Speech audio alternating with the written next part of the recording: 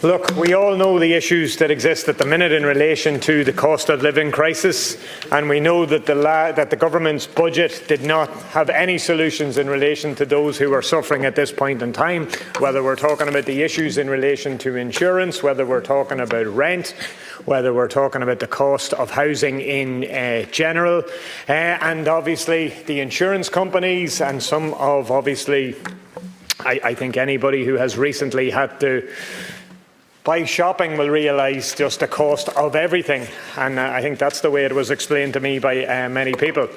But if we're talking in relation to roads at the minute, we know with the addition of carbon taxes, we are talking about having really significant fuel costs. And again, the idea of carbon tax, I thought the idea was to dissuade people. Well, we all know that a number of things have changed since from the, as I say, post-COVID and obviously the cruel invasion of Ukraine by Russia, but that changed the nature. We saw fuel prices go through the roof, and anyone who can possibly avoid driving does that at this point in time.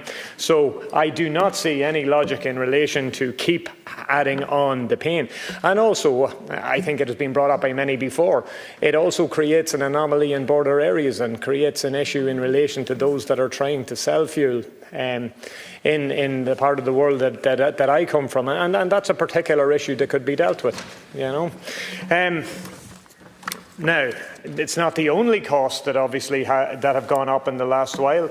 The cost of tolls, and again, Sinn Féin have offered our solutions in relation to it, but it was thrown back in our face by government.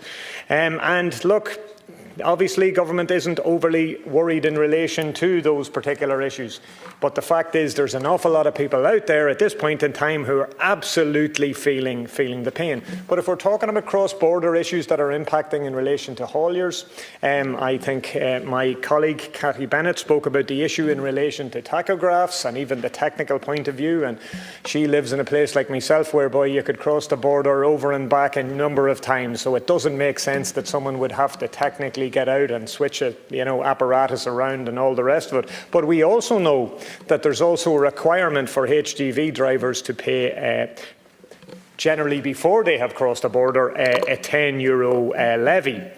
The issue with that is if they are caught and haven't actually done it travelling from south to north, they can get a €300 on the spot fine. Now, this is a particular issue that the Minister needs to bring up with his counterparts in Britain. It's an issue that we have obviously given voice to, but it is something like an awful lot of cross-border issues that just have remained. And again, a number of anomalies. And I remember the Taoiseach previously talking about that what we needed was some sort of facility whereby you could deal with these issues rather than they just lie and continue on. Like we've seen the positives in relation to Queen's and DKIT and that partnership, but we really need to make sure that we make it easier for those that live on this island to be able to operate across this island. Thank you, Deputy.